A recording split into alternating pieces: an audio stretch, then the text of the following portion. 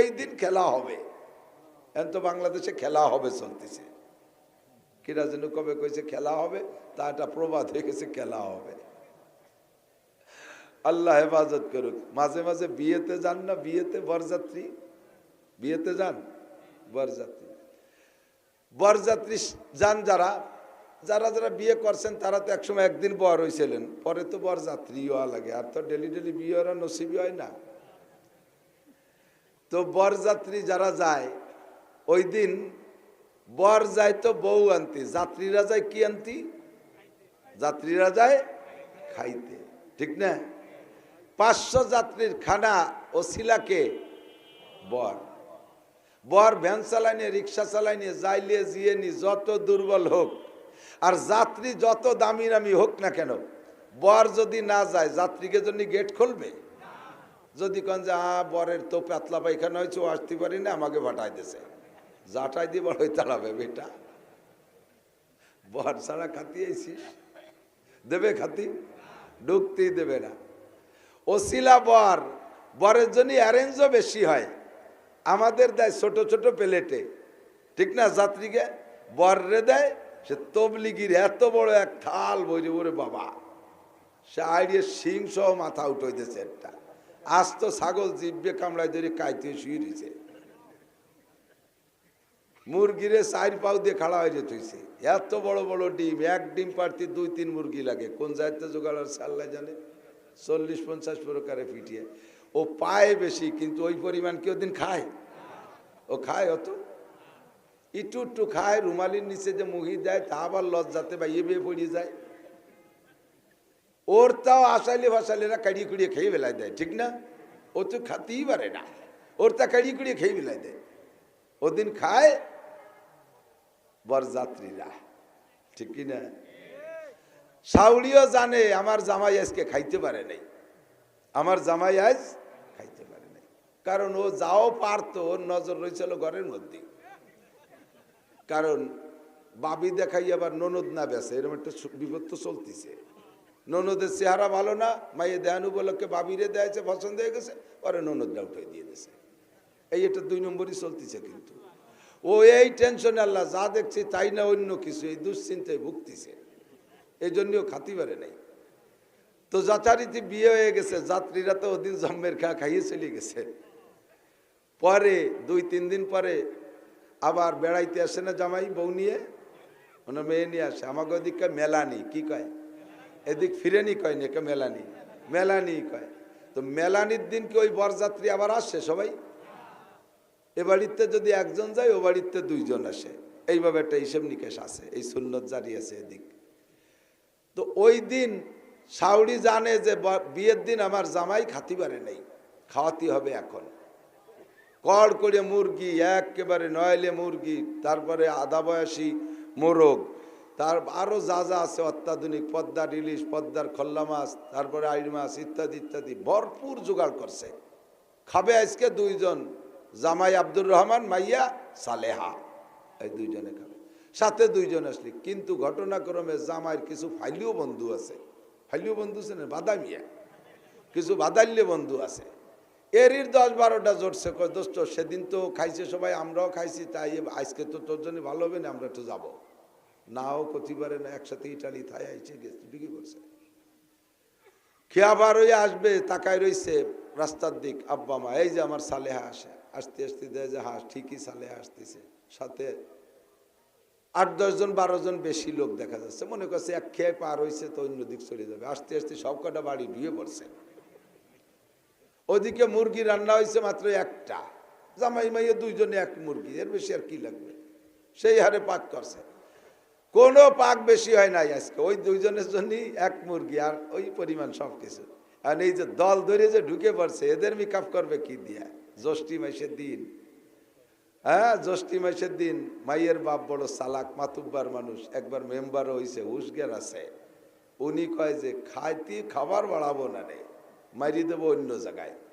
বাড়ি ঢুকার সাথে সাথে এই মিয়ারা আইছে, তাড়াতাড়ি তাড়াতাড়ি পুত্র বাবারা আসছে, গাছ একজনের গাছে উঠে দিয়েছে, গাছে উঠে দিয়ে সুপরিয়াম টকাম জাকি দিয়ে ফেলা, এই রদির মধ্যে আইছে, এদেরকে এই টকাম এদের মাখাই দিলি এর গরম কেটে যাবে রে, এইগুলো টক আম কিছু মরিচ দিয়ে কাসন্দি দিয়ে আর কিছু তাল গুড় দিয়ে মাহাইয়ে প্লেট ভরে ভরে দিয়েছে। ওরা তো উস নাই, আঁশের মতো গিলতিছে। তারপরেও দেখছে এখন পেট খালি রয়েছে। এরপরে কয় এই ছাতু আছে না, ছাতু? ছাতু কয় হ্যাঁ ছাতু আছে। ফিরে আবার ছাতু তাল গুড় দিয়ে মাখাই দিয়েছে, তাও এক এক প্লেট করে মারি দিয়েছে। মুরগি কিন্তু বেশি রাঁধতেছে না। এরপরে কয় যাও মেয়েরা গোসল করে আসছে, তোমার মায়ের রান্না হয়ে গেছে। ওরা পুকুর পাইয়ে মার্চ করছে, এপাশ ওপাশ এপাশ ওপাশ, সাত রাতি সেই টক আমার ছাতু দিয়ে গুলাইয়ে পেটের মধ্যে ফুলিয়ে গ্যাস হয়ে গেছে। গোসল করে উঠার পর কামিয়া তাড়াতাড়ি টেবিলে যাও, খাবার রেডি। যাই টেবিলে যে খাবার তো সবই ভালো ভালো, কিন্তু একটাও খাবারে হাত দিচ্ছে না। গ্যাড় করে ডেক সারতে কয় তাই সাপ সুপড়িয়ে আমার ছাতু তিমারি দিছে। এই সময় ওনার জামাই আব্দুর রহমান আর মাইয়া সালেহা দুই মুরগি দুইজনে খেয়ে ফেলাইছে, রোগে ছাতু তিমারি দিছে। আল্লাহ কয় দুনিয়ায় যারা খাইতেছে সব সুবড়ি আমার ছাতু খাইতেছে, জান্নাতের ভিতরে যে মুরগি খাবে মুসলমানরা, কোন সুবহানাল্লাহ। সেদিন তোরা পারবি না, খালি গ্যাড় করে জাহান্নামের মধ্যে ঢেক ছাড়বি। খাবে সেদিন এই বররা, এরাই হবে সেদিন জান্নাতের বর, কন্যা সুবহানাল্লাহ। আল্লাহ পাক রব্বুল আলামিন বলেন, এইটাই কোরআন শরীফের কথা, মান কানা ইউরিদু হারসাল আখিরা, যে ব্যক্তি আখিরাতের ক্ষেত চাষ করে, নাজিদ লাহু ফি হারসিহি, পরিশ্রম কম পারিশ্রমিক বেশি, নামাজ পড়বা এক ওয়াক্ত জামাতে, সওয়াব পাবা 527 ওয়াক্তের। বলবেন না সুবহানাল্লাহ? কোরআন শরীফের হরফ পড়বা একটা, নেকি পাবা 10টা, কোন সুবহানাল্লাহ। একবার বলবেন আল্লাহু আকবার, একটু বলেন আল্লাহু আকবার। 4000 নেকি পাইবা।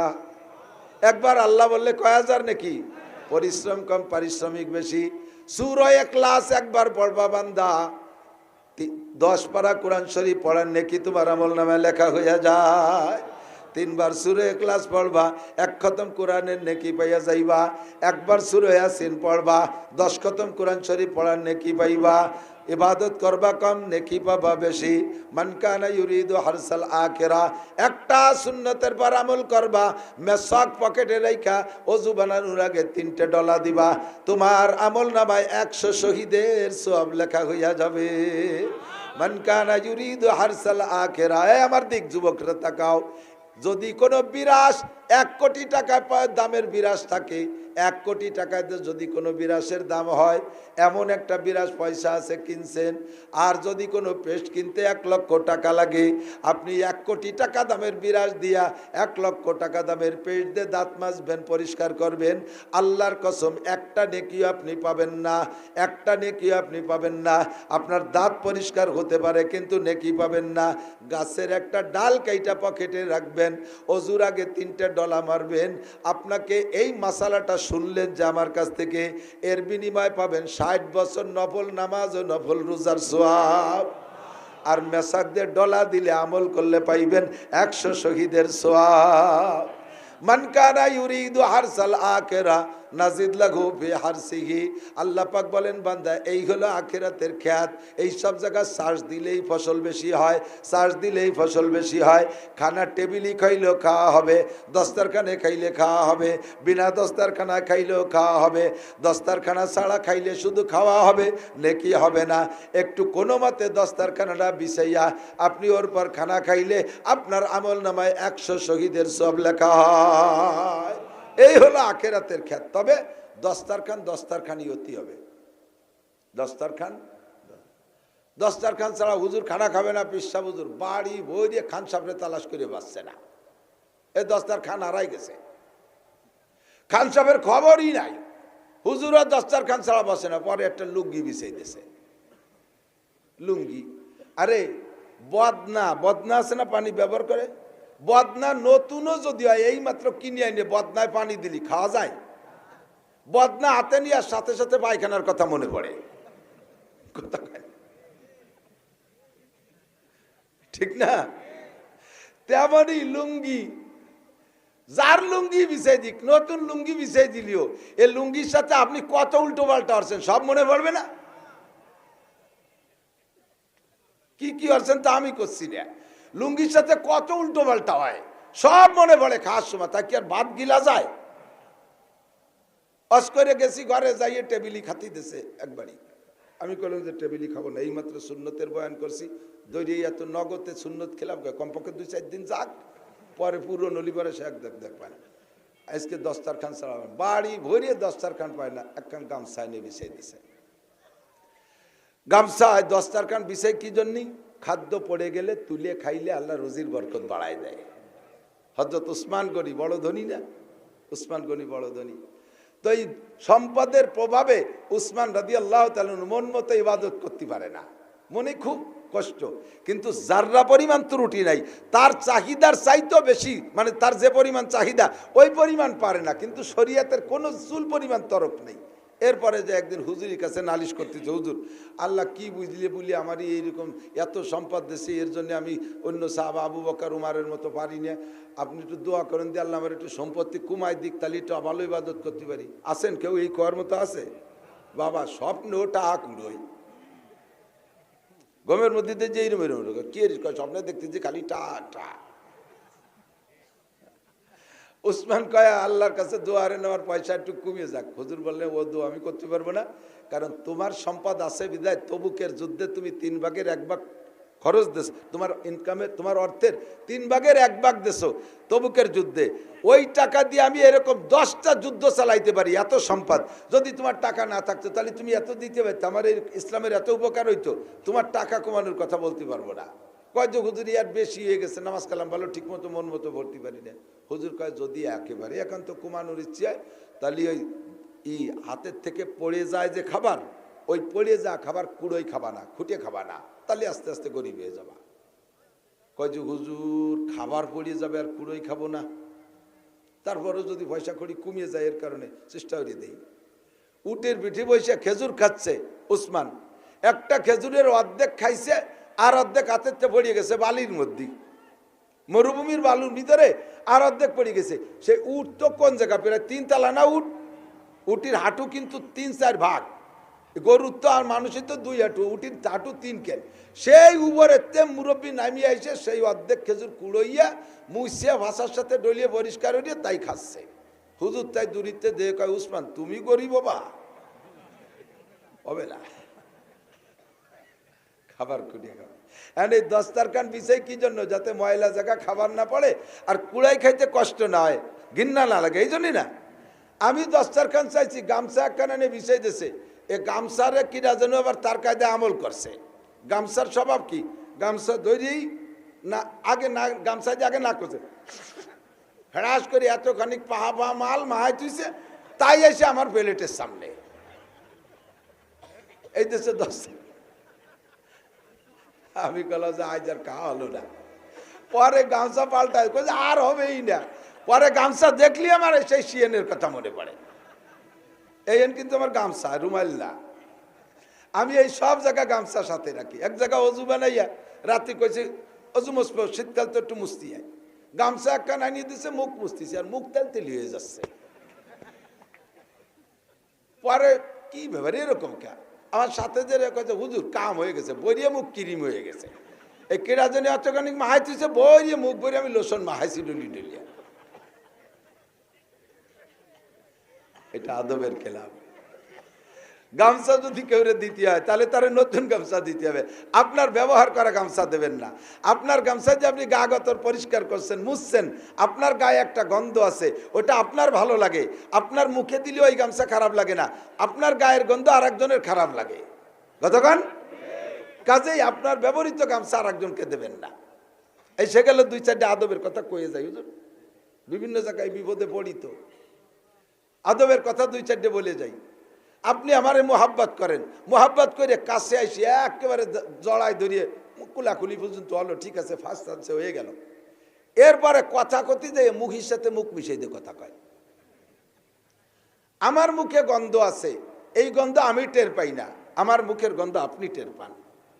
আর মুখের গন্ধ, গালে গন্ধ যে কি বিশ্রী গন্ধ, জায়গায় জায়গায় তো 2-1জনের কইতেই মনে চায় তুই এনে খানিক আগিয়ে তো তোর গু সুখ পানি, তুই মুখ খান সরা। কতক্ষণ এই জন্য কথা বলার সময় মুখের কাছে অত মুখের কাছে নিয়ে কথা বলবেন না, দূরত্ব বজায় রেখে কথা বলবেন, এটা সুন্নাত, যাতে আমার মুখের গন্ধে আপনার কষ্ট না হয়। এই ফেরিতে উঠছি, সেই সময় পদ্মা সেতু ছাড়ে নাই। আমি আর লেখত ভাই যাইতেছি ঢাকা, এই নগরকান্দার একজন ও ফেরিতে উঠিয়াছি, ওই মাথাতে আমারে দেখছে, মার মার করে দৌড়ে আইছে, যুবক ক্লাসের, আবার পান খায়। ও আইসেই আমারে জড়াই ধরছে, এমন ভাবে ধরছে এর আংঠার মতো দূরি ফেলেছে। কয় যে হুজুর, সারা জীবনে আপনারা 2 বার দেখছি, তার আজকে প্রথমবার। সারা জীবনে 2 বার দেখছে, তার আজ বলে প্রথমবার। তাহলে আজ প্রথম বললে আর দ্বিতীয়বার কবে? কয় যে আগে একদিন। কথা তাহলে সেই দিন আগে না আজকে আগে? কয় যে হুজুর খুশিতে ভুলে গেছি, কি খবর টের পাইনি। এরবারে সে কান দিয়ে দিল না, আইসে দিল আল্লাহ জানে, ওর মুখ আবার ওই পাশে কোলাকুলির মধ্যে দিল, কান দিয়ে দিল না, আইসে দিল ফস ফস করে উঠছে। পরে 2 জোর মুখ ভরা ছিল, পান আমার পিঠ স্প্রে হয়ে গেছে, সাদা জামা লাল হয়ে গেছে। তুই এই ভালোবাসতিস? এটা আদবের কেলাম।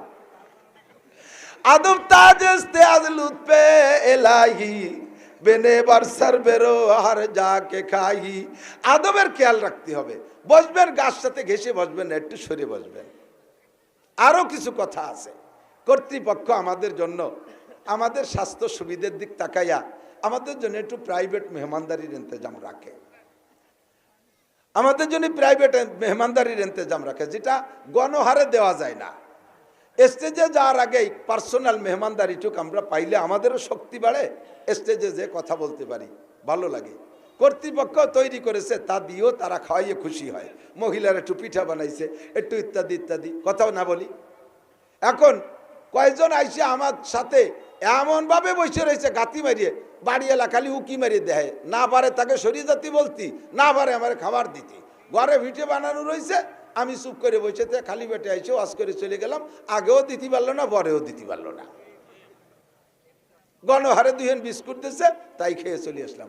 আসার সময় হুজুর আপনার জন্য ভিডিও বানাইছিলাম। হয়তো বানাইছিল, তা দিলে না। কয় যে পরিমাণ লোক এসে বসে রয়েছে, তা দেবো কোন ফাঁকে? খেয়াল রাখেন কিন্তু, এগুলো করবেন না, এগুলো করবেন না। আসছে, সাক্ষাৎ হয়ে গেছে, চা খাইছেন, উঠে যান, হুজুরে ফ্রি করে দেন। খালি হুজুর না, যে কেউ চিফ গেস্ট, বিশেষ মেহমান, যে তাকে সুযোগ দিতে হবে, তার জন্য আলাদা মেহমানদারি থাকে। এসব দিক খেয়াল রাখতে হবে।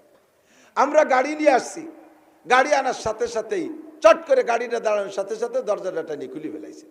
এখন তো শীতকাল, মাঝে মাঝে গায়ে দিয়ে লাগবে না। এগুলো খেয়াল রাখার কথা বলছি, কষ্ট হচ্ছে নাকি? এখন তো অপ্রয়োজনীয়, এগুলো কিন্তু জরুরি, এগুলো আদব, এগুলো আদর্শ। গরমকালে এক জায়গায় মাহফিল করছি, ঘামিয়ে গেছি। গাড়িতে উঠে, আমার নিজের গাড়ি, আমার বাড়ির মতো, আমি জামাটা খুলে বসে রয়েছি, কিছুক্ষণ গাছ উড়াচ্ছি। এই করতে করতে আর এক মাহফিলের দ্বারে চলে গেছি। এখনো জামা কাপড় গায়ে দিয়ে পারি নেই, খালি গায়ে বসে রয়েছি। আর ওই জায়গায় গেলে দম করে গাড়ির দরজাটা খুলে দিয়েছে। সবাই দেখতেছে হুজুর কিসেন বেস্তি আইছে খালি গায়ে। আপনারা এত খেদমত করতে বলি না। আমার গাড়ি আমি কিনছি, আমি আটকাতেও পারি, আমি খুলতেও পারি, আপনি আমার দরজা খুলছেন কেন? এই গাড়িটার আগে একটা গাড়ি ছিল প্রিমিয়াম, মামুন চালাইতো সে সময়, আপনাদের এলাকার জামাই। গাড়ি নিয়ে গেছি এক জায়গা, গাড়ির লক খুলে পারে নাই, যুবকরা আছে খুশির ঠেলায় এমন টানতেছে, আতলটা খুলে তার হাতের মধ্যে চলে গেছে। তোমার এই খেদমত করতে গেছে কেডা? খেয়াল রাখবেন। কঠিন শীত, আমার চাদর আমি গায়ে দেবো, কয় যে হুজুর চাদরটা আমার কাছে দেন। আমি শীতের জ্বালায় কাঁপতেছি, গায়ে দেবো, কয় চাদরটা আমার কাছে দেন। তা শীতের সময় তুই চাদর নিলে আমার কি খেদমত হবে? বৃষ্টি বুড়ি ছাতা ধরছি, হুজুর ছাতাটা আমার কাছে দেন। ছাতাটা নিয়ে ও মাথায় দেয়, আর আমি বৃষ্টির মধ্যে দিয়ে আটি। মনে রাখবেন, হাসি হাসি বলি, সব কথা কিন্তু শিক্ষণীয়। এর নাম হলো আদাবুল মুআশারাত। ওলামায়ে কেরামের কাছে শুনে দেখেন, থানবী রহমাতুল্লাহ সব লেখছে আদাবুল মুআশারাত। আর কোরআনে কারিমের ভিতরে আল্লাহ বলছেন, ওয়াইজা তাইমতুম ফান্তাশিরু, খাবারের সময় যখন তোমাদের খানা খাওয়া হয়ে গেছে, এখন বসে বসে ওলা মুস্তানিসিন আল হাদিস, আমি তো হাফেজ নাই, যদি যেটুক লাগে সেটুক কই, খাওয়া দাওয়া হয়ে গেছে, এরপরে বাড়িওয়ালাদের কাজ রয়েছে, তাকে সুযোগ না দিয়ে ওই জায়গা কাতি মারি বসে পান খাচ্ছে, সিগারেট খাচ্ছে, গল্প করিয়ে যাচ্ছে, বাড়ির বিটিরা নড়াচড়া করতে পারতেছে না। উচিত না। খাওয়া হয়ে গেছে, সরি পড়েন। আল্লাহকে ফান্তাশিরু মানে সরি পড়ো। খাওয়া হয়ে গেছে, ওঠো, জায়গা খালি করে দাও, বাড়ি অন্য কাজ আছে। আমি এই কোটটা খুলছি, খেয়াল রাখবেন, আমি এই গরমে এখন কোটটা খুলে ফেলছি। পাশে একজন দৌড়িয়ে খেদমতের নিয়েতেই আমার কোটটা হাতে নেবেন না। আমার এই কোটের মধ্যে তো আমার মাল রয়েছে, টাকা পয়সা রয়েছে। আপনি কোটটা নিয়ে যত্ন করে রাখছেন, আপনি যত্ন করার নিয়েতে আছেন, কিন্তু চোরে তো আলাদা যত্নের নিয়েতে আছে। সে কোন পাকে কোটের পকেট মারিয়ে দিয়েছে, আপনিও জানেন না, আমিও জানি না, কিন্তু কোর্ট নেছেন তো আপনি। পরবর্তীতে এর ভিতরে আমার আজীবন আপনার প্রতি কুনজর কুধারণা থেকে যাবে, লোকটা এই কাম করছে, যদিও বলতে পারলাম না, কিন্তু এই কাম করছে। হাতের হ্যান্ডব্যাগ, ছাতা, চাদর, কোট, এইগুলো কখনো হাতে নিয়ে খেদমত করবো, ওটা যার তার কাছে থাকবে। দস্তারখানের কথা বলতে যে সরে চলে আসছি, প্রত্যেকের বাড়ি মুস্তাকিল একটা দস্তারখানা বানাবেন। ইদানিং এই যে ওয়েল কলোতে পাওয়া যাচ্ছে, সুন্দর একটা দস্তারখানা দেবেন। দস্তারখানা ছাড়া খানা খাইলে আপনার খানা খাওয়া হয়ে যাবে, কিন্তু নেকি হবে না। দস্তারখানা বিছে খানা খাবেন। পুরুষরা মোটামুটি একটু আমল করে, মহিলারা দস্তারখান চেনেই না।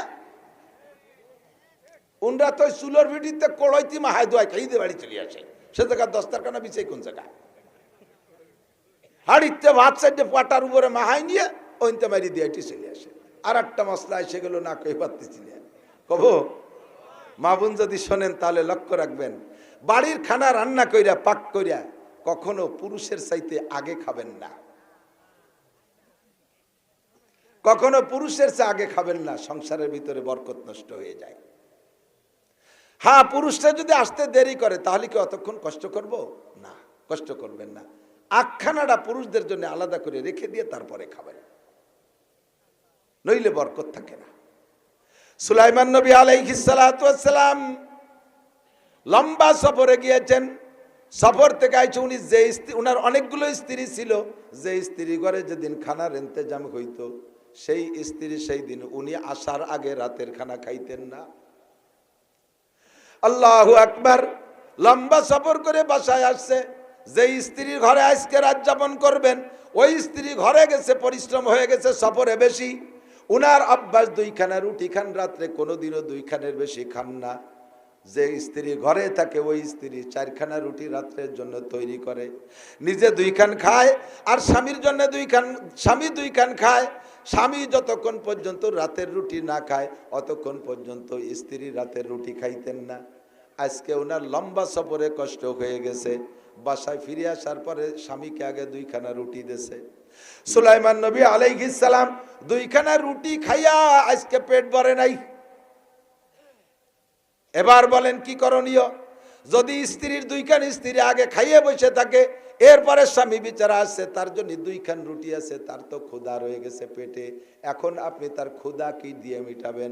যদি আপনিও যদি আগে না খাওয়া থাকে, আপনার রুটি দুইখান ঘরে থাকে, আপনি তো মহিলা মানুষ, কিছু না কিছু দিন পরে বাড়ির মধ্যে থেকে খাওয়া দাওয়া করছেন, বা ক্ষুধা আপনার কম থাকতে পারে, স্বামীর লাগলে আর একখান রুটি দিয়ে তার চাহিদা পূরণ করতে পারবেন। আর যদি আপনি আগে আপনার দেখাইয়ে সাবাল করে দেন, স্বামী বিচারা ক্ষুধা পেটে ঘুমাবে। কতক্ষণ ঠিক কি ঠিক না?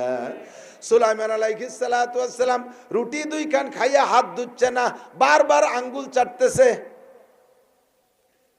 এই আঙ্গুল চাটা দেখে, হাত না ধোয়া দেখা স্ত্রী টের পাইছে ওনার পেট ভরে নাই।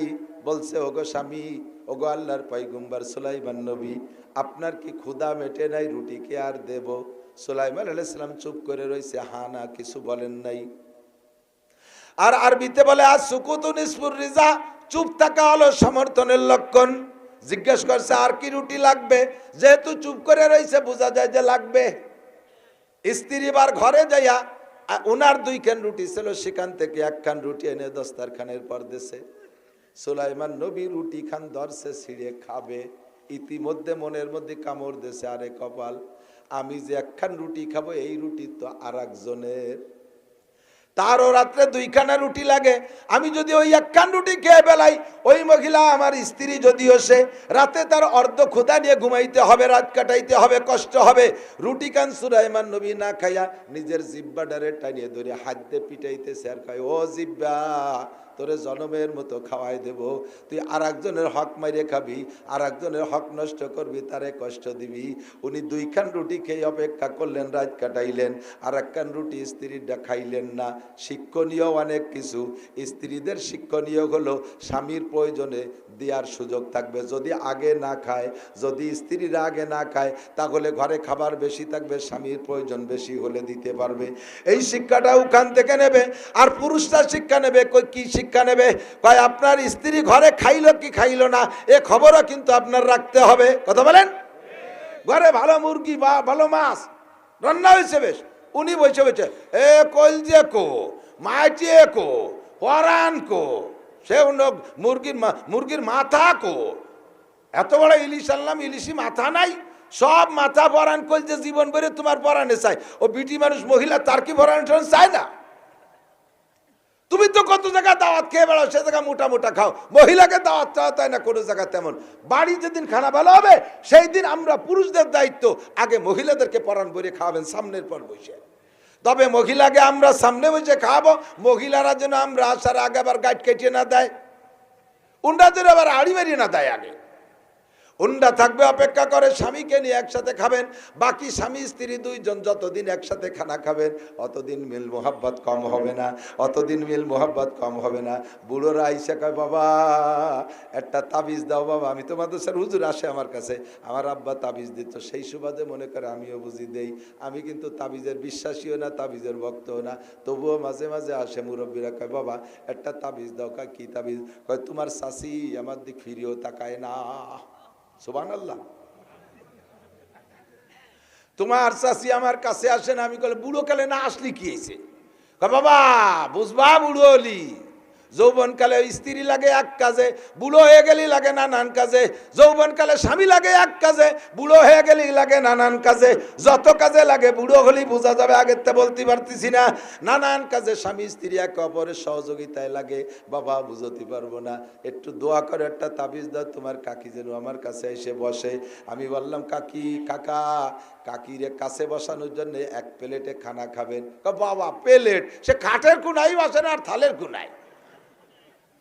তুমি একটু দোয়া হইরে দাও, একটা তাবিজ দাও। খাটের কোনায় বসাতে বলি, থালের মধ্যে আমি ডুয়ো বানিয়ে যে পাবে পারি। এক প্লেটে স্বামী স্ত্রী দুইজন যতদিন খানা খাবেন অতদিন মিল মোহাব্বতের তাবিজ দেওয়া লাগবে না। বাস্তব প্রমাণ আমি হাতে ধরে শিখাই দেয়, দিক তাকান। বাস্তব প্রমাণ। তবলিগি জান না? তবলিগি এতাআতি না উলামা ইকরামের সাথে? কার সাথে? জোরে কান। ভেজাল আছে নাকি এর মধ্যে? আলেমদের তবলিগের পক্ষে কারা? 2 নম্বর কে আছে নাকি এর মধ্যে? আল্লাহ হেফাজত করুক, বলেন আমিন। ভণ্ড পার্টি 7 পার্টি বাংলাদেশের একটা অন্যতম টুপিধারী পাগড়িধারী সন্ত্রাস। ভণ্ড পার্টি 7 পার্টি টুপিধারী পাগড়িধারী, এরা তবলিগের নামে একটা সন্ত্রাস পার্টি। টঙ্গীর ময়দানে যাইয়া 5-6 জন মানুষকে হত্যা করে দিয়েছে রাতের অন্ধকারে। তবলিগি যাবেন, উলামা ইকরামের সাথে যাবেন। তবলিগি একটা চিল্লা দেন, 12 পুরীর 12 জন, শরীয়তপুরীর একজন, মাদারীপুরীর একজন, ফরিদপুরীর একজন, রংপুরীর একজন, দিনাজপুরীর একজন, সৈয়দপুরীর একজন, এমন করে 12 পুরীর 12 জন এক জামাতে তবলিগ কইরা কাকরাইল যখন আসে, কাকরাইল যখন আইসা কারগুজারি শেষে যখন বিদায় নেয়, দেখবেন গলা জড়াই ধরে ভাই মরা শোকের মতো কান্তি থাকে। কান্দে না? জীবন ভরে প্রতিবেশী ভাইদের প্রতি এত ভালোবাসা হইল না, 40 দিনই এই কয়জনের মধ্যে এই ভালোবাসাটা কেন হলো? কেনটা একটু বুঝে নাও। এক প্লেটে 4 জন করে ভাত খাইছে, এক প্লেটে 4 জনের ভাত খাইছে।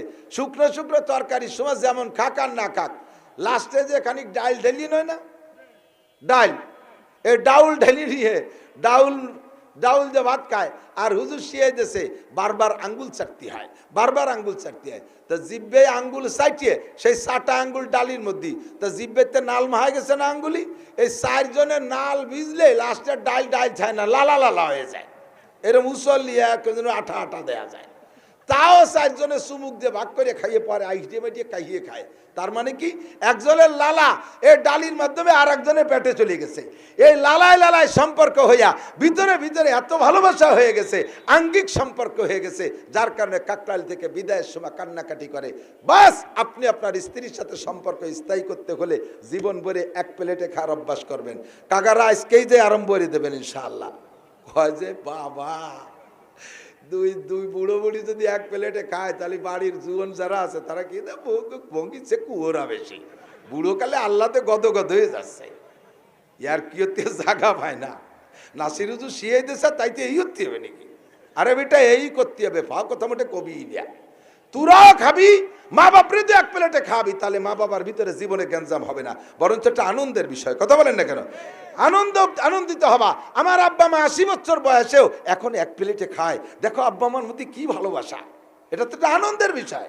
এ জায়গা খেপা বাঁকা আল্লাহু আকবার। এগুলো সবই নবী পাকের আদর্শ। সিদ্দিকা আয়েশা বলেন, নবী পাক আর আমি একসাথে খানা খাইতাম, কাঁচের গ্লাসে পানি পান করতাম, আমি পানি পান করতাম, পানি পান করে বাকি অংশ রেখে দিতাম। এইভাবে করিয়া নবী পাক লক্ষ্য করতেন, পানির কাঁচের গ্লাসে আবার ঠোঁটটা যে জায়গা লাগছে হুজুর সেই জায়গা ঠোঁট মিশাই পানি খাইতে। আমি গোস্ত খাইতাম, গোস্তের এক পাশ কামড়াইয়া আমি রেখে দিতাম, ওই গোস্তের গায়ে দাঁতের যে দাগগুলো লাগছে নবী পাক সেই দাঁতে দাঁতে দাগ মিশাইয়া চাবাইয়া খাইতেন। যার কারণে হুজুর আলাইহিস সালাতু ওয়াস সালাম বাকি 10টা স্ত্রীর চাইতে আমাকে হুজুরের জন্য বেশি ভালোবাসতেন। আল্লাহর নবী আমাকে বেশি ভালোবাসতেন। আর এই ভালোবাসা শুধু আমার সাথেই না, হুজুরের সব স্ত্রীর সাথে হুজুর এই আচরণ করতেন। যার কারণে নবী পাকের সাথে স্ত্রীদের সবসময় ভালোবাসা ছিল। আমাদের এই সুন্নতগুলো ঠিক রাখবো। এক দস্তারখানায় খানা খাবেন, দস্তারখানার সুন্নতি তরিকায় বানায় নেবেন। একটা সুন্নতের পর আমল করবেন, 100 শহীদের সওয়াব। আল্লাহু আকবার। আমার দিক তাকান। মেসাকের পর আমল করলে কয়শো শহীদের সওয়াব? জোরে বলেন। বিরাজ দে দাঁত মাজলি কয়শো? বিরাজ দে দাঁত মাজবা, বিরাজ ফায়ার করে কলজে ভুটোই বেলায় দেবে। আল্লাহ দাঁত পরিষ্কার করার জন্য ডেলি একবার বিরাজ করেন, ওটা নেকির নিয়েতে না। কিন্তু তবে দাঁত পরিষ্কার করতে বিরাজ লাগে না, জীবনও বিরাজ করি না। সারা জীবন ভরে পকেটে মেসক থাকে। 30 বছর যাবৎ পান খাচ্ছি, আল্লাহর রহমতে সেই হারে দাঁত এখনো কালা হয় নাই। মেসকি করি। মেসক পেশতে বিরাজতে মাজন্দি মেসক করেন, তাতে কি হবে? দাঁতও সাফ হবে, সাথে 100 শহীদের সওয়াব পেয়ে যাব। পারা যাবে না ইনশাআল্লাহ? আজকে 2 সুন্নতের পর একটু অঙ্গীকার নেই, আমি এভাবে খুব একটা নেই না। আজকে 2 সুন্নতের পর আগামীকালকে যে গাছের ডাল দিয়ে মেসক বানাইতে পারবেন কোন আল্লাহর বান্দা? বানাবেন? সত্যি বানাবেন? সত্যি কন বানাবেন? সত্যই বানাবেন ইনশাআল্লাহ বানাবেন। এত মানুষ সুন্নতের পর আমল করার কারণে যে নেকি হবে আমি তার পার্সেন্ট পাবো ইনশাআল্লাহ। আর যেভাবেই খানা খান, একটা দস্তারখান দস্তারখান বানাবেন। কে বানাবেন দস্তারখান? দেখি দস্তারখান খাবেন তো? খাবেন দস্তারখানে, আল্লাহর কসম রুজির বরকত বাড়বে। আর খাবার পড়ে গেলে তুলে খাবেন। খাবার পড়ে গেলে, আরে খালি ভাত পড়ে গেলে খুঁটিয়ে খাবেন তা না, ওর তরকারি পড়ে গেছে যেটা খাওয়া যায় তুলে খাবেন। একটা মাছের টুকরা পড়ে গেছে যেটা তুলে খাওয়া যায় সেটা খাবেন। আর একটা কথা মনে রাখবেন, এসে গেছে যেহেতু কয়ে যায় হুজুর, সব দিন সব কথা আসে না। খাবারের ভিতরে যে উচ্ছিষ্ট মানে কাটা হাড্ডি এগুলো আপনি কখনো পানির মধ্যে ফেলবেন না, সিলুমসির মধ্যে ফেলবেন না।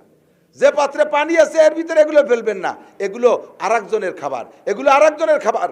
কাটা যদি পানির মধ্যে ফেলান, এর যত বড় মাছের কাটা হোক ওইটা আর বিড়ালে খায় না, কারণ ওর কাটার ভিতরে যে স্বাদ ছিল পানিতে ধুয়ে নষ্ট হয়ে গেছে, ও আর খাবে না। হাড্ডি খায় কুত্তায়, হাড্ডিরে যদি পানির মধ্যে ফেলান দেখবেন যে কুত্তায় ওই ভিজে হাড্ডি আর চাটবে না, কোনোদিনে খাবে না, ওটা তো আরেকজনের খাবার। এটা ফেলাই দেওয়ার সময় বলবেন ফি সাবিলিল্লাহ, এই করে ফেলে দেবেন। কুত্তো খাবে, বিড়ালে খাবে, আপনি নেকি পাবেন। ভালো করে মনে রাখেন। এক যুবক স্বপ্নে দেখে, এক যুবক স্বপ্নে দেখে ওর আব্বা মারা গেছে। ওর আব্বা মারা গেছে, তো আব্বা জান্নাতের ভিতরে তরমুজ খাচ্ছে, জান্নাতি তরমুজ, বলেন না সুবহানাল্লাহ। আর গাল বেয়ে বেয়ে তরমুজের লাল রস পড়তেছে, আর আব্বা যে কি মজা পাচ্ছে তরমুজ খেয়ে খেয়ে, খুব মজা পাচ্ছে। স্বপ্ন ভাঙ্গার পরে, ঘুম ভাঙ্গার পরে সজাগ হয়ে এখন বুঝে উঠতে পারতেছে না কি দেখলাম। তো স্বপ্নের তাবির জাননেওয়ালা হযরত মাওলানা ইয়াকুব নানুতুবি রহমাতুল্লাহ আলাইহি অথবা ওই সাইজের একজন বুজুর্গ ওটা স্বপ্নের ব্যাখ্যা দিতে পারে। স্বপ্ন হলে এক আজীব জিনিস, এদিক খেয়াল করেন। স্বপ্ন এক আজীব, দেখবেন একটা, তার তর্জমা আর একটা, এ বোঝা বড় কঠিন। এক যুবক স্বপ্নে দেখে, ভালো ধার্মিক দিনদার এক যুবক স্বপ্নে দেখে 7 খান কোরআন শরীফের উপরে পেশাব করতেছে। কিছু কবেন না? মুসলমান কোরআন শরীফের উপরে স্বপ্নে পেশাব করা স্বপ্নে দেখে, এটা কি ভালো স্বপ্ন? যুবক নামাজি, ওযু বানায় শুইছে, তাহাজ্জুদ মিস নাই, দাড়ি সুন্নত কোনোটা মিস নাই, সুন্নতি কায়দা ডাইন কায়দা শুয়ে রয়েছে। সেই শেষ রাত্রি ওই কায়ত অবস্থায়, শেষ রাত্রির স্বপ্ন বেশিরভাগ সত্য হয়। তো এই স্বপ্ন ও জীবনও মিথ্যে কথা বলে না। সে স্বপ্নে দেখে 7 খান কোরআন শরীফের উপরে পেশাব করতেছে। এটাও ও সজাগ হয়ে গেছে, মানে ঝাঁকি মারি যে কি দেখলাম, কি কাফের হয়ে গেলাম নাকি। এখন ফজর পর্যন্ত তাহাজ্জুদ পড়ে ফজর পর্যন্ত কান্নাকাটি করিয়া মসজিদের ইমাম সাহেবের কাছে যাই বলতেছে, হুজুর এই কি স্বপ্নে দেখলাম, আমি এত আমল করে শুই তারপরে বেঈমান হয়ে গেলাম নাকি? তো ইমাম সাহেব কাছে, বাবা আমি বুঝিনি, এ স্বপ্নের ব্যাখ্যা বুঝিনি, দেওবান্দে চলে যাও, ইয়াকুব নানুতুবি রহমাতুল্লাহ আলাইহি উনি স্বপ্নের ব্যাখ্যা জানে। তো ওই যুবক যাইয়া ইয়াকুব নানুতুবিকে বলতেছে, হুজুর আমি কাফের হয়ে গেছি, আমি বেঈমান হয়ে গেছি, আল্লাহ আমার জাহান্নামে দেবে নাকি জানি না, আমি 7 কান কুরআন শরীফের উপরে স্বপ্নে দিয়ে যে পেশাব করতেছি। হুজুর জড়াই ধৈর্য কয়, বাবা তুই কি কি আমল করিস? কদি এত দামি স্বপ্ন কিভাবে দেখলি? তুই কি সত্যি স্বপ্নে দেখছিস না সজাগ হয়ে দেখছিস? সত্যি কথা কদি, এত দামি স্বপ্ন কিভাবে দেখলি? আমি এত আমল করি, এরকম একটা স্বপ্ন কোনোদিন দেখলাম না। যুবক কয়, হুজুর কি কর? আমি কোরআন শরীফের বার পেশাব করছি, আবার দামি হয় কি রে? কয় যে তুই তর্জমা তো জানিস না, স্বপ্ন কি জানিস? তুই বিয়ে করছিস? কয় না। তো তুই বিয়ে করবি, বউটা হবে ধার্মিক, বউটা হবে তোর ঔরসের মাধ্যমে, স্ত্রীর গর্ভের মাধ্যমে আল্লাহ তাআলা তোরে 7টা পুত্র সন্তান দেবে, 7টাই হাফেজ ও আলেম হবে, তুই তাই দেখছিস। কি আজীব খেলা! তোর ঔরসে 7টা পুত্র সন্তান বের হবে, তুই তাই 7টা কোরআন শরীফের পর পেশাব দেখছিস। আর এই 7টা ছেলে হাফেজ ও আলেম হবে। পরবর্তীতে ছেলেটা বিয়ে করছে, ধার্মিক বউ পাইছে, 7টা ছেলে হয়েছে, সবগুলো দারুল উলুম দেওবন্দ থেকে হাফেজ আলেম হয়ে গেছে। তাহলে স্বপ্নে একটা দেখেন তর্জমা কি, বোঝা বড় কঠিন না? যাদের আল্লাহ এলেম দিয়েছে তারা বোঝে। যুবক স্বপ্নে দেখে বাপে তরমুজ খাচ্ছে, এখন ভয় পাইছে, আল্লাহ তরমুজই খাচ্ছে না অন্য কোনো নাপাক খাচ্ছে, কি দেখলাম আল্লাহ জানে। যাইয়া হুজুরি কাছে বলছে, হুজুর বলছে, বাবা তুমি কি দিনের বেলা তরমুজ খাইছো নাকি? বলে, জি হুজুর আমি দিনের বেলা তরমুজ খাইছি। কিভাবে তোমার দিনের তরমুজ খার ইতিহাসটা কও? কয় যে হুজুর আমি যখন বাজারের থেকে তরমুজ নিয়ে বাড়ি ঢুকি, তা আমার ওই বাড়ি ঢোকার পথে গোয়াল আতাল, গরু বান্ধে আতাল কয় না, এই আতালে আমার গাইটা ছিল, আমার ওই গাই আমার তরমুজের দিক তাকাইছিল। পরে আমি তরমুজ খাইয়ে ওই খোসাগুলো সব আমার গাইরে দিছি, সে যে কি জুবা করে খাইছে, লাল গাল বেয়ে তার রস পড়ছিল। হুজুর বললেন, তোমার গাইতে তরমুজের খোসা খাইয়ে দোয়া দিছে, সেই দোয়ার ওসিলায় আল্লাহ তাআলা তোমার আব্বাকে জান্নাতে তরমুজ খাওয়াইছে। আপনি মাছ খাইছেন, গোশ খাইছেন, হাড্ডিগুলো আব্বা আমার নামে সদকা করে দেন, বিড়ালে খাবে, কুত্তই খাবে, আপনার আব্বা মাকে আল্লাহ জান্নাতের মাছ গোশ খাওয়াবে। এ যদি পানির মধ্যে ফেলেন তাহলে ও আর বিড়াল কুত্তই খায় না, জিন্দেগিতেই সদকাটা হবে না, আমল করা যাবে না ইনশাআল্লাহ। এই কথাগুলো তো সব দিন আসে না, আজকে এসে গেল অতর্কিতভাবে। ওয়াজ করবো একটা হয়ে যাচ্ছে, আর একটা কি তা আল্লাহ জানে, আল্লাহ ভালো জানে। যে সমস্যা, সে সমস্যার সমাধানগুলো আল্লাহ তাআলা উলামায়ে কেরামের জবানে এনে দেয়। তবলিগি যাবেন দেখবেন, তবলিগি গেলে মুরব্বীরা বলে দেয়, কোনো কিছু খাইতে মনে চালে বলবেন না, জানা আছে না? তবলিগি গেলে এগুলো বলে দেয় না, কোনো কিছু খাইতে মনে চাইলে বলবেন না, বললে পাবেন না। একেবারে বাস্তব। কিশোরগঞ্জ, গতকালকে কিশোরগঞ্জ মাহফিলে গেছিলাম, কিশোরগঞ্জের পাকুন্দিয়া থানায় গেছি মাহফিল তবলিগে, এক চিল্লা রমজানে। এখন মনে চাইতেছে যে পুরোটাই তো এদিক কাটাইলাম, কিন্তু কাঁঠাল তো খাতি, এই দুধ তো খাতি পারলাম না। আমির সাহেবরে বললাম, আমির সাহেব চিল্লাটা চলে গেলে একটু দুধের জোগাড় করতে পারলেন না? আমির সাহেব বললেন যে ঠিক আছে হুজুর, আপনি নিজেই যান, আর একজন সাথী নিয়ে যান, দেখেন কোন বাজারে দুধ পান। ওদিক বিকেলে বাজারে দুধ ওঠে, 5টা বাজার ঘুরছি, একটা বাজারে 100 টাকা দুধ পেলাম না। দুঃখে জ্বালায় বাঁচি নিজে, এ দেশে এত দুধ, আর এক বাজারে দুধ পেলাম না। পরে কয়েকদিন বার কাঁঠাল খাতি মনে চাচ্ছে, চিন্তা হলাম যে কইলে তো পাওয়া যায় না, তা কবই না, দেখা যাক দেই কাঁঠাল কিনবা। চুপ করে রয়েছি, সন্ধ্যার আগে 1 মণি 1 কাঁঠাল আইছে, 3 দিন পর্যন্ত খাই সারতে পারি না। যে বিষয়গুলো সমাজে প্রয়োজন, কখনো বক্তারে বলবেন না যে এইগুলো বলে দেন, মনে মনে দোয়া করবেন, দেখবেন প্রয়োজনীয় কথাগুলো তাআলা এই সুন্নতের পর আমাদের আমল করা তৌফিক দান করুক, বলেন আমিন। অনেকগুলো বলছি, কিন্তু মনে আছে অনেকগুলো বলছি, বসার আদব বলছি, বক্তার সাথে সাক্ষাতের আদব বলছি, গাড়ি খোলার আদব বলছি, দস্তারখানের কথা বলছি, মেসাকের কথা বলছি। তবে মেসাকের একটা কথা বাকি রয়েছে, আর দস্তারখানের একটা কথা বাকি রয়েছে। দস্তারখানের সাইজ হবে কতটুক? কমপক্ষে সোয়াত স্কোয়ার, সুয়াদ, পকেটের নাক মুসা রুমাইল আছে 1 বিঘে তাকান, তাই থালের তলে বিছিয়ে দিয়েছে। আর এর মুখ খুললো কন্যা কি আবার।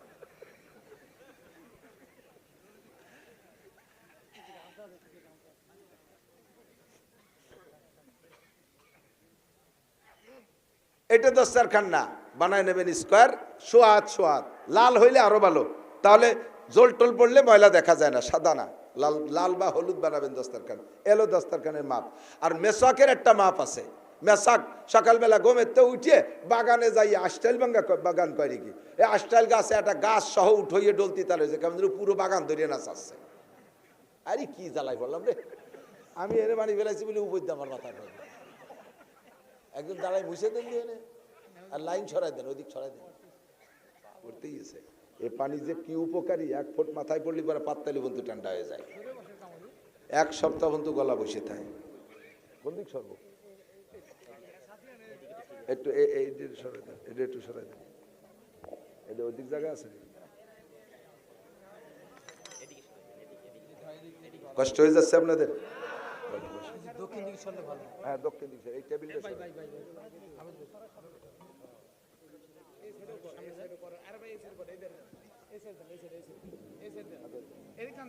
এদিকে এদিকে আগে, দক্ষিণ কোন দিক, আরে সামনের দিক আগে, সামনের দিক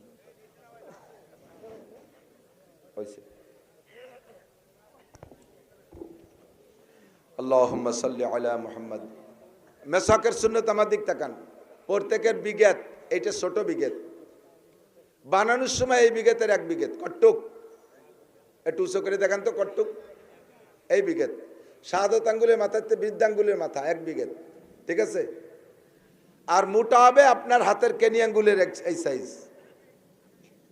বানানোর সময় পরে শুয়ে কাবু হয়ে গেলি সেটা ভিন্ন কথা, কিন্তু বানানোর সময় সাইজ। আর তিক্ত গাছের মেশাক হলে আপনার পেট দাঁত সব দিক দিয়ে উপকারী, এই সাইজ। আর ব্যবহারের সুন্নত, ডাইন পাশতে এইভাবে খাড়াভাবে ডলতি ডলতি বাম দিক, আবার ডাইন পাশতে ডলতি ডলতি বাম দিক, আবার ডাইন পাশতে ডলতি ডলতি বাম দিক, এভাবে 3 বার করা সুন্নত। তারপরে আপনি অধিক করেন, কিন্তু বেজোড় করতে পারলে আর এক সুন্নত হবে। প্রত্যেকটা সুন্নতের ভিতরে, সুন্নতের মধ্যে অনেক সুন্নত আছে। আল্লাহ তাআলা আমাদের আমল করার তৌফিক দান করে। সবাই বলি আমিন, সবাই বলি আমিন। আল্লাহ, দুনিয়ায় মানুষ আসার পরে, আসার আগের থেকেই আমাদের পিছনে শত্রু লেগে আছে না নাই? শত্রুর নাম কি? মিস্টার ইবলিস। কি বলেন একটু? খালি ইবলিস না, মিস্টার ইবলিস। দুনিয়াটারে জ্বালাই খাচ্ছে মিস্টাররা, হজরতরা খুব একটা জ্বালাচ্ছে না, মিস্টাররা জ্বালাচ্ছে। মিস্টাররা যদি ধর্মের মধ্যে ঢোকে তাহলে সে ধর্মরেও শেষ করে দেয়। মিস্টাররা ধর্মের মধ্যে ঢুকে, দেখেন এক মিস্টার ডক্টর জাকির নায়েক টেলিভিশনে আইসা ওয়াজ কইরা হাজার হাজার যুবকদেরকে নষ্ট করে ফেলাইছে। মনে করে যে ডক্টর জাকির নায়েকের চেয়ে বড় আলেম নাই। সে যা বলে, আরে কপাল, কিসি তুমি হুজুর, তুমি তো ভাষাই জানো না, গ্রাম্য বাংলায় কথা কও। সে ইংরেজি, অঙ্ক, তারপরে কি কয় আরো বিভিন্ন ভাষা, তৌরাত, জবুর, ইনজিল, কুরআন সব দিয়ে ঢেলি দিয়ে পড়ে। আরে দোস্ত, মনে রাখবেন নবী পাক বলেছেন, উনজুর ইলা মান ক্বাল ওয়ালা তানজুর ইলা মা ক্বাল। ওলামায়ে কেরামের কাছে শুনে দেখেন যদি মিথ্যে কথা বলি। নবী পাক বলেছেন, উনজুর ইলা মান ক্বাল ওয়ালা তানজুর ইলা মা ক্বাল। কি বললো তা আগে দেখো না, তা আগে শুনো না। কে বললো তাকে আগে দেখো, কে বললো তাকে আগে দেখো। বলনেওয়ালার ভিতরে যদি সুন্নতের আমল না থাকে, বলা অনুযায়ী আমল না থাকে, ওই বলনেওয়ালার বলা যত সুন্দর হয়, ওর কথার ভিতরে হিদায়েত নাই। আরে বাহ্যিকভাবে ভালো দেখলেও আন্ডারগ্রাউন্ডে তার মধ্যে অনেক ক্ষতি আছে। 100-র উপরে মিথ্যা মাসলা, ভুল মাসালা বলেছে ডক্টর জাকির নায়েক, 100-র উপরে। এইটা ধরার যোগ্যতা আপনার নাই। আপনি তো দেখতেছেন হিন্দু কালেমা পড়ে মুসলমান হয়ে যাচ্ছে, কাফেররা তার কাছে ঠইকে যাচ্ছে। এই ঠকাজিটা বড় কথা না, ভিতরে ভিতরে 1 নম্বর মাল আমার দিক, 2 নম্বর মাল যদি প্রোডাকশন দিতে হয়, 2 নম্বর মাল নিয়ে যদি মার্কেটে ব্যবসা করতে হয়, তাহলে আগে প্রোডাকশন দিতে হবে 1 নম্বর মাল। কোনো কোম্পানি টিকে যাইতে হলে আগে 1 নম্বর মালের প্রোডাকশন দিতে হবে। আর 1 নম্বর মালে ব্যবসা নাই, 1 নম্বর মালে ব্যবসা নাই। তবে ধৈর্যই যদি ইন্ডাস্ট্রি থেকে 2 নম্বর মাল প্রোডাকশন দেয়, ওই ইন্ডাস্ট্রিজ কোনো দিনও সফল হতে পারবে না। আগে 1 নম্বর মাল দিতে হবে। যখন মার্কেট পেয়ে যাবে, এরপরে 2 নম্বর, 6 নম্বর, 14 নম্বর দিলেও ওই তালে তালে চলতে তালে থাকবে। যেমন RFL আরএফএল। আরএফএল একটা প্রসিদ্ধ নাম, প্লাস্টিকের জগতে আরএফএল প্রথম সবচেয়ে ভালো মাল প্রোডাকশন দিয়েছে। এখন আরএফএলে অনেক নিচু মানের মাল, তার চাইতে বাংলাদেশি অনেক কোম্পানি ভালো ভালো প্লাস্টিক উৎপাদন করতেছে। কথা বলেন ঠিক কি ঠিক না? ভালো ভালো মাল তৈরি হচ্ছে, কিন্তু মানুষে আরএফএলের নামে যাইয়ে আরএফএল বদনা দাও, আরএফএল চেয়ার দাও, আরএফএল এটা দাও ওটা দাও, অথচ আরএফএলের সে ভালো মাল আছে। এখন আরএফএল আলাদা 14 নম্বর মাল দিয়ে ব্যবসা করে খেয়ে যাচ্ছে। এইটাই হলো ব্যবসার সিস্টেম। এহুদ নাসারাদের চক্রান্তে টেলিভিশনের জগতে আইসা ধর্মের ভিতরে ঢুইকা বহুত জনে এরকম 2 নম্বরই করতেছে। আপনারা তো সব ভক্ত হয়ে গেছেন। আল্লাহু আকবার, সাবধান থাকবেন। শয়তান 2 প্রকার, মিনাল জিন্নাতে ওয়ান নাস, জিন শয়তান আর ইনসান শয়তান, মানুষ শয়তান। জিন শয়তানও যেমন ক্ষতি করে, মানুষ শয়তানও এরকম ক্ষতিকারক। আল্লাহর কাছে সবসময় দোয়া করবেন। আল্লাহ আপনাদেরকে হুকুম করতেছেন, ইয়া আইয়ুহাল্লাযীনা আমানু লা তাত্তাখিযু আদুওয়ি ওয়া আদুওয়াকুম আউলিয়া। হে আমার অন্ধ জগতের অটল বিশ্বাসী পাগলরা, জীবনে কোনোদিন আমার শত্রু আর তোমাদের শত্রুদেরকে বন্ধু বানাবা না। আমার শত্রু তোমাদের শত্রুরে বন্ধু বানাবা না। তোমাদের শত্রু শয়তান তোমাদেরকে জান্নাত থেকে বের করে দিয়েছে, তোমাদেরকে জান্নাত থেকে বের করে দিয়েছে। জোরে বলেন কে? আমরা ছিলাম জান্নাতে। কোন জায়গা ছিলাম? জান্নাতে ছিলাম। আব্বাজি আদম আলাইহিস সালাম, মা হাওয়া আলাইহিস সালাম যদি জান্নাতে থাকতেন তাহলে আমাদের সকলের জন্ম হতো জান্নাতে। ওই দুইজনে বের করছে, মানে আমাদেরকে জান্নাত থেকে বের করে দিয়েছে। তাহলে শয়তান আমাদের চিরশত্রু, আমাদেরকে জান্নাত থেকে বের করছে। আর আল্লাহ কয় মানব জাতি আমার শত্রু, মানুষের মধ্যে আছে আমার শত্রু, আমি আল্লাহর শত্রু মানুষ। আরে আমার পদ নিয়ে কাড়াকাড়ি করছে নমরুদ, এটা মানুষ, কাজেই নমরুদ আমার শত্রু। আমার পদ নিয়ে কাড়াকাড়ি করছে ফেরাউন, খোদাই দাবি করেছে, এই ফেরাউন আমার শত্রু। আমার পদ নিয়ে কাড়াকাড়ি করছে সাদ্দাত, কোন জিন আমার পদ নিয়ে কাড়াকাড়ি করে নাই, এই জন্য সাদ্দাত আমার শত্রু, মানুষ আমার শত্রু। কালাতিল ইয়াহুদ উযাইরুন ইবনুল্লাহ, ইহুদিরা বলে উযাইর আলাইহিস সালাম, আমার খেয়াল করতেছেন আপনারা? ইহুদিরা কয় উযাইর আলাইহিস সালাম আল্লাহর ছেলে। ভালো করে বুঝেন নাই বিদায়, গভীরে নজর দেন নাই বিদায় নাউজুবিল্লাহ আসতে কইছেন। উযাইর আলাইহিস সালাম আল্লাহর ছেলে, এই কথা বললে কত দূর যায় জানেন? ইহুদিদের দাবি উযাইর আলাইহিস সালামের মায়ের সাথে আল্লাহ যৌন মিলন করেছে, গর্ভধারণ করাইছে আল্লাহ, সেই গর্ভের সন্তান উযাইর। ওয়াকালাতিন নাসারা মাসীহ ইবনুল্লাহ, আর নাসারা খ্রিস্টানরা কয় মারিয়ামের স্বামী নাই, আল্লাহ মারিয়ামের সাথে যৌন মিলন কইরা গর্ভধারণ করাইয়া সেই গর্ভের সন্তান ঈসা। একটু জোরে কর না নাউজুবিল্লাহ। আল্লাহ কয় আমার নামে এত বড় অপবাদ আর কেউ দেয় নাই, স্বয়ং ইবলিসও আমার নামে এরকম অপবাদ দেয় নাই। কাজেই এই ইহুদ নাসারা আমার শত্রু। লা তাত্তাখিযু আদুওয়ি ওয়া আদুওয়াকুম আউলিয়া, আমার শত্রু তোমাদের শত্রুর সাথে বন্ধুত্বতা করবা না, যেই করবা তার সম্পর্কে রেজাল্ট শুনে নাও। ওয়া ইয়াতাওয়াল্লাহুম মিনকুম ফাইন্নাহু মিনহুম, তাদের সাথে যাদের সম্পর্ক হবে কিয়ামতে আমি তাদেরকে তাদের সাথে বিবেচনা করব। মুসলমান যদি হিন্দুর সাথে প্রীত রাখো, মুসলমান যদি ইহুদিদের সাথে ভালোবাসা রাখো, খ্রিস্টানদের কালচার তোমার ভালো লাগে, আরে খ্রিস্টানদের পোশাক ভালো লাগে, খ্রিস্টানদের দাড়ি কাটার স্টাইল তোমার ভালো লাগে, খ্রিস্টানদের কাটিংয়ে চুল কাটা তোমার ভালো লাগে, তুমি খ্রিস্টান মুখে না হইলেও, তার সাথে একসাথে চলাফেরা না করলেও মিডিয়ায় দেখা তার কালচার তোমার ভিতরে আনতেছো, তার পোশাকে তুমি সজ্জিত হচ্ছ, তার স্বভাবে তোমার স্বভাব তৈরি করতেছো। কাজেই কিয়ামতের ময়দানে ওই ইহুদ নাসারা খ্রিস্টানদের সাথে তোমার বিবেচনা করা হবে। হও তুমি মুসলমানের বাচ্চা, কিছু আসে যায় না, তোর চুল কেন খ্রিস্টানের মতো, তোর দাড়ি কেন মেসির মতো, তোর প্যান্ট কেন চলচ্চিত্রের নায়ক নায়িকার মতো, তোর শার্ট গেঞ্জি কেন নায়ক নায়িকার মতো, হে মহিলা তোর পোশাক কেন খ্রিস্টানদের মতো, হে মহিলা তুই কেন মুসলমানদের সাথে দুর্গা পূজা, কালী পূজা, সরস্বতী পূজা, লক্ষ্মী পূজায় গেলি, তাদের ওই জায়গা যে কেন খাইলি? মুসলমানের সন্তান হইয়া, এই মুসলমানের সন্তান হইয়া কোনো হিন্দুর বাড়ি খাইতে পারে না, মুসলমান হিন্দুর বাড়ি খাইতে পারে না। মুসলমানের যদি মুসলমানিত্ব স্বভাব থাকে, হিন্দুর দোকানের মিষ্টি খাইতে পারে না। গত বছর আমি এক হিন্দু মিষ্টির দোকানদারের লাইভ সরাসরি শুনেছি, সে বলে আমি এক বছরে মিষ্টির দোকানের মাধ্যমে, মিষ্টির মাধ্যমে মুসলমানদেরকে 20 কেজি গরুর পেশাব খাওয়াইছি। ময়রার নিজের মুখে লাইভ আমি শুনেছি, মুসলমানদেরকে এক বছরে 20 কেজি গোচনা মিষ্টির মাধ্যমে খাওয়াইছি। মুসলমান একটু কম খারাপ মিষ্টি খাও, একটু ভিতরে বিসিয়ালা শক্ত মিষ্টি খাও, তানাবালি গুড় খাও, তবুও হিন্দুর দোকানের মিষ্টি খাইও না। আর প্রতিবেশী হিন্দু, তাকে বাড়ি দাওয়াতও খায় মুসলমান, এরকম মুসলমান আছে না নাই? হ্যাঁ আছে। তোমার বাড়ি কি কোনোদিন কুরবানির সময় তার একটু গরুর গোস্ত খাতে পারছো? সে যে গোস্ত তোমারে খাইছে, বিসমিল্লাহ কয়ে জবাই দিয়েছে না রাম কয়ে জবাই দিয়েছে? কয় যে হুজুর দেখে জবাই করাইছি। হুজুর দেখে জবাই করাইলি তোমার বাড়ি রান্না করছো কারে দিয়ে রান্না করছো? তার অজু গোসল পায় পরিষ্কার কি? এক কথায় ওই বাড়ি কোনো মুসলমান খানা খাইতে পারে না। পীড়িত সম্পর্ক ভালো, সব ঠিক আছে, কিন্তু এই সব জায়গা পরিহার করে চলবেন। তাদের উপাসনালয়ে টাকা দেবেন না, তাদের ধর্মীয় কোনো অনুষ্ঠানে চাঁদা দেবেন না, তাদের ধর্মীয় প্রতিষ্ঠানে চাঁদা দেবেন না, এবং তাদের সাথে একসাথে খানা খাবেন না, তাদের রান্না করা খানা খাবেন না। তাদের সাথে কেনা বেচার সম্পর্ক আছে, ব্যবসা বাণিজ্য সম্পর্ক আছে, তাও সাধ্য অনুযায়ী পরিহার করেন। আপনি কেন এত পীড়িত করবেন? খবর নেন তো ইন্ডিয়ার হিন্দুরা, ইন্ডিয়ার মন্ত্রীরা, এমপিরা ঘোষণা দিয়ে দিয়েছে মুসলমানদের কাছে জমি বন্ধক দিবা না, মুসলমানদেরকে জমি বর্গাও দিবা না, মুসলমান কিষেনকে তোমার মাঠে, কামলাকে তোমার মাঠে নিবা না, মুসলমানদের দোকানে কেনা বেচা করবা না, মুসলমান কর্মচারী হোটেলে ছিল, অফিসে ছিল, সবগুলোকে বের করে দিয়েছে, দোকানের থেকে বের করে দিয়েছে। তারা যদি এই আচরণ করে, আমার বাংলাদেশে এত গণপ্রীতির দরকার কি? কথা কন না কেন? আমার কোনো প্রীতির দরকার আছে? অত প্রীতির করে দরকার? তারা আমার মুসলমানদেরকে মসজিদ থেকে লাঠি দিয়ে পিটে বের করে, আর আমি তার বাড়ি যাব দাওয়াত খাতি। এই প্রীতির দরকার নাই। লাকুম দীনুকুম ওয়ালিয়া দিন, লাকুম দীনুকুম ওয়ালিয়া দিন। আমি বলবো, হ্যাঁ হিন্দু ভাই তোমার বাড়ি খাইতে পারি, তাহলে তুমি কুরবানির সময় আমার বাড়ি এসে গরুর গোশত খাতে যাবে। দেখবেন সেই সময় কবে যে হ্যাঁ এবার আসবো দাওয়াত নিয়ে।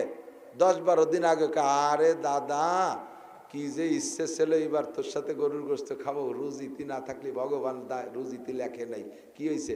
কয় বাবাই যে ভিসা করে নিয়েছে, মাঝে দিদিরে বিয়ে দিছি ইন্ডিয়া, সেই জায়গা আমার জাতি হবে, দিদির জন্য এইগুলো কিনছে, সেই জায়গা জাতি হবে। উদ্দেশ্য বোঝো? মানে তোমার বাড়ি গরুর গোশত খাতি আসবে না, সেই জন্য সে ভিসা নিয়ে চলে গেছে। তুমি বলে দেছো সপ্তাহখানিকের মধ্যে চলে আসিস। কয় না দাদা 3 মাসের ভিসার মেয়াদ শেষ না হলে আসবো না। তার মানে কি? তোর বাড়ির দ্বারে গরুর গোস্তের গন্ধ থাকতে সে আসবে না।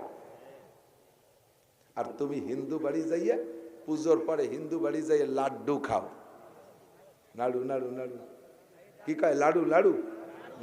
নাড়ু খায় না? নাড়ু খায়। হ্যাঁ বৌদি নাড়ু দেশে উড়ি খুশি। মুসলমান মহিলাদের ভিতরে এই দরদ নাই। হিন্দু বৌদিদের কলিজা পাহাড়ের মতো একটা কলিজা, আকাশ জোড়া কলিজা, খালি মুখে আসতে নাড়ু খাওয়াইছে। তুই ওই বাড়ি যে নাড়ু খাইছিস, বৌদি সকালবেলা শুয়োরের গোস্ত করছে না, জল খাসি কাটছে, তার ঠিক কি? সেই আদ্যে রক্ত মাহানু যে আদ্যে নাড়ু বানাইয়ে তাই তোরে দেশে তুই জম্মের খাইছিস।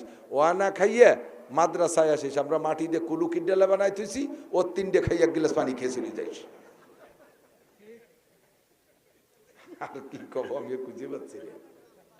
আল্লাহ হেফাজত করুক, বলেন আমিন। লা তাত্তাখিযু আদুবি ওয়া আদুবাকুম আউলিয়া। শয়তান আমাদের দোস্ত না দুশমন? আল্লাহ শয়তান আমাদেরকে দিয়ে গুনাহ করাবে, এটা আল্লাহ জানে। এটা আল্লাহ পাক আমাদেরকে জান্নাতে দেবেন, এজন্য জান্নাত সৃষ্টি করেছেন। এর কারণে আল্লাহ পাক বলেন শয়তানে তোমাদেরকে দিয়ে গুনাহ করাবে। গুনার ক্লাসিফিকেশন 2টা, কবিরা আর সগীরা। আল্লাহ পাক দায়িত্ব নিয়েছেন, আমি সগীরা গুনার দায়িত্ব নিলাম, আল্লাহ নিয়েছে সগীরা গুনার দায়িত্ব।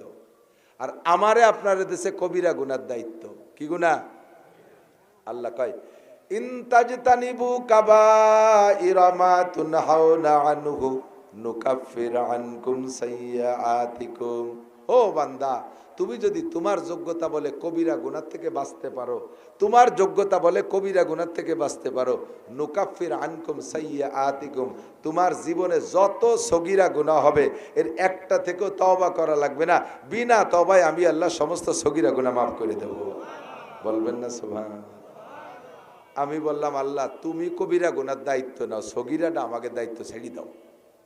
বড়গুলো আমাকে দায়িত্ব দিলে আর ছোটটা তুমি নিলে তো হয় না।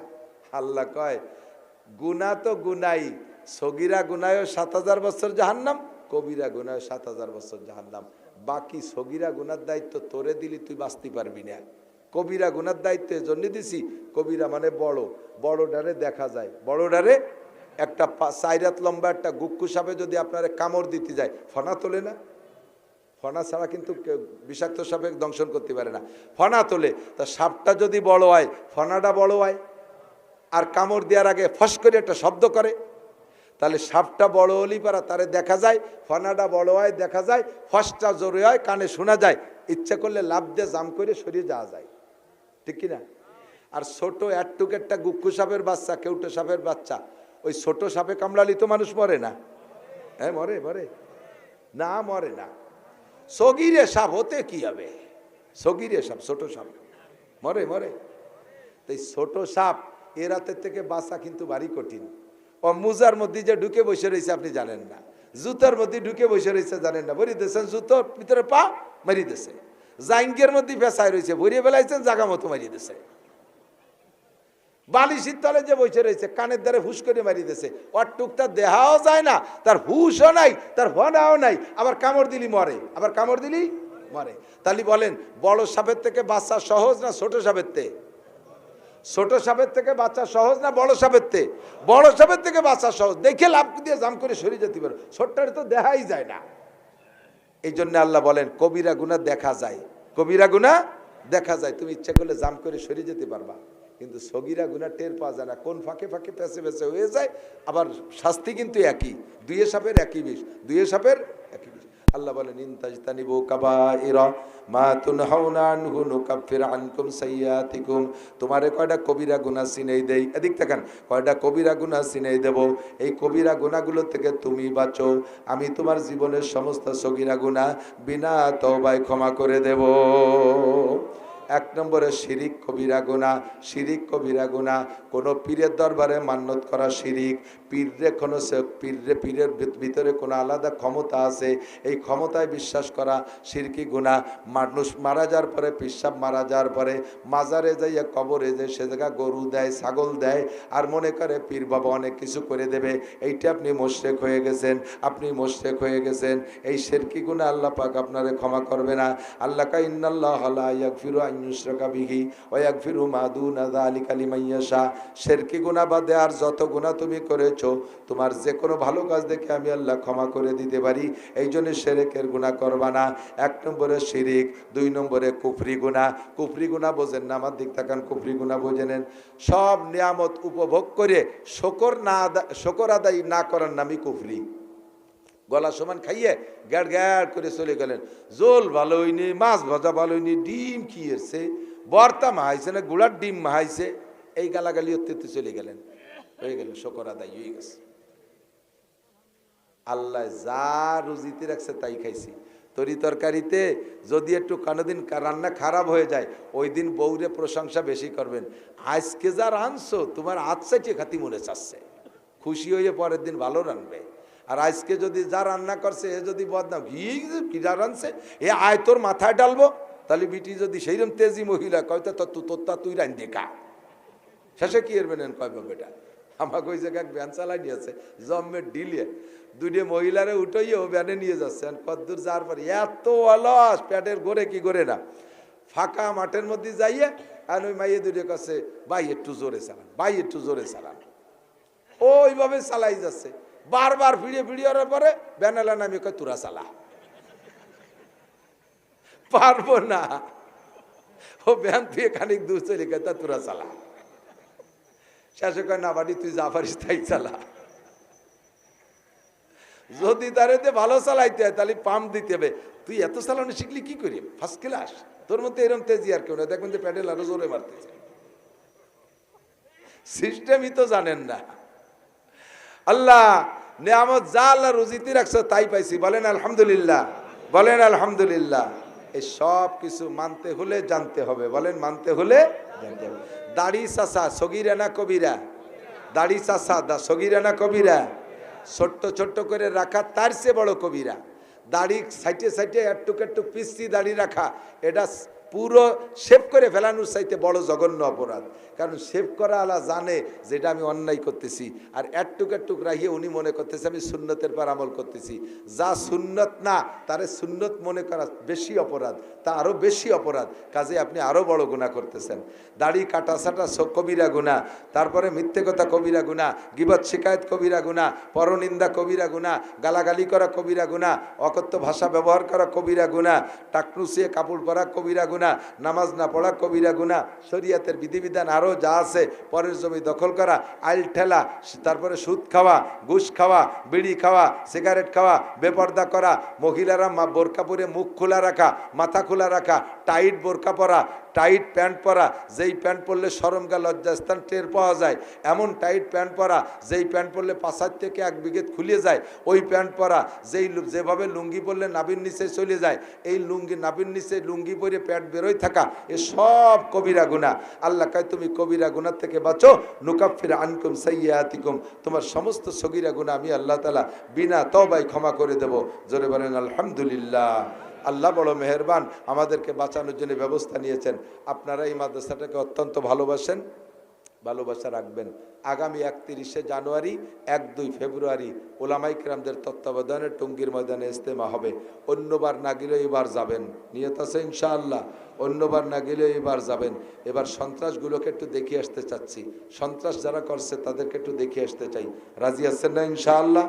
আল্লাহ যেন সন্ত্রাসগুলোকে বাংলার জমিনে উপযুক্ত শিক্ষণীয় বিচারের ব্যবস্থা করে দেয়, বলেন আমিন। আর এই সন্ত্রাস পার্টির হাতে তবলিগ থাকবে না, তবলিগ থাকবে ওলামায়ে কেরামের কাছে। আর পারতেছি না, গলা ব্যথা হয়ে গেছে, আর এই 2-4 ফুট মাথায় পড়ে গলা আরও বার হয়ে গেছে। আল্লাহ পাক আমাদের সব কথার পর আমল করার তৌফিক দান করুক। সুবহানাল্লাহি বিহামদি, সুবহানাল্লাহ। আসবে আল্লাহুম্মা আমিন। রব্বানা যালামনা আনফুসানা ওয়া ইল্লাম তাগফির লানা ওয়া তারহামনা লানাকুনান্না মিনাল খাসিরিন। রব্বানা ফাগফির লানা যুনুবানা ওয়া কাফির আন্না সাইয়্যাতিনা ওয়া তাওয়াফানা মা'আল আবরার। রব্বানা হাব লানা মিন আজওয়াজিনা ওয়া যুররিয়াতিনা কুররাতা আয়ুন ওয়াজআলনা লিল মুত্তাকিনা ইমামা। আয় মেহেরবান আল্লাহ, শীতের রাত্রে গভীর রাত পর্যন্ত তোমার নেককার বান্দা বান্দীদের সাথে নিয়া, ওলামায়ে কেরাম তোলাবা এজামদেরকে পাশে নিয়া, আমি মূর্খ আনপড় গুনাহগার যা পারছি বুঝেছি আলোচনা করে তোমার শাহী দরবারে ভিক্ষার দুখানা হাত তুলেছি। আমাদের জীবনের সব গুনাহ তুমি এক্ষুনি মাফ করে দাও। যত গুনার আলোচনা এখানে করেছি এ গুনাহগুলো আমরা করে থাকি, কবিরা সগীরা সবই আমরা করি, বারবার তওবা করি, মোটে ঠিক থাকতে পারি না, শয়তানে ধোঁকা দিয়ে আবার জায়গায় নিয়ে যায়। আজকে তুমি শেষবারের মতো ক্ষমা করে দাও। আমাদের আব্বা মা, দাদা দাদি, আত্মীয় স্বজন যারা কবরে চলে গেছে, নানা নানি, শ্বশুর শাশুড়ি, উস্তাদবর্গ, ছাত্র ছাত্র ভাইরা, মহাব্বত ভালোবাসার মানুষ, মহিলাদের স্বামীরা চলে গেছে, অনেক বাপ ভাইয়ের স্ত্রী চলে গেছে, সমস্ত মরহুম মুর্দা গানদের জন্য ক্ষমা চাই, তুমি মাফ করে দাও। সকলের কবর আযাব তুমি এক্ষুনি বন্ধ করে দাও। আয় আল্লাহ, আমাদের দুনিয়ায় জান মাল ইজ্জত আবরু হেফাজত করো, সুস্থতার সাথে, ইজ্জতের সাথে, প্রশস্ত হালাল রিজিকের সাথে আল্লাহ লম্বা হায়াতে তয়বা দান করো। আয় আল্লাহ, দিনের কাজ করার জন্য হায়াত চাইতেছি, জীবনের যে টাইমটা চলে গেছে কিছুই করতে পারি নাই,